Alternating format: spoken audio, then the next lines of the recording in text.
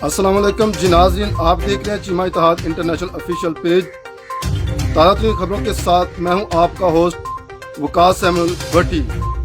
आज की ताज़ा खबर यह है कि लॉकडाउन में नरमी और SOP पर अमल ना करने के नतीजे में ऐसे असरात सामने आ रहे हैं। पाकिस्तान कोरोना वायरस से मुतासर ममालिक में 6ठे नंबर पर आ गया है।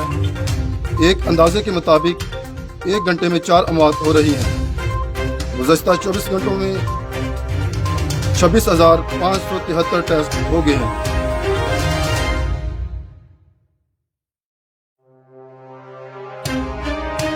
मौसम के हवाले से आपको ताज़ा खबर देते हैं। आजकल मौसम में तब्दीली के बायस एक आम वायरल इन्फेक्शन हो रहा है, जिसके बायस 3 या 4 दिन बुखार, नाक बंद, गला खराब होने की कैफियत रहती है। ये हरगिज़ वायरस नहीं है, ये हरगिज़ कोरोना नहीं है।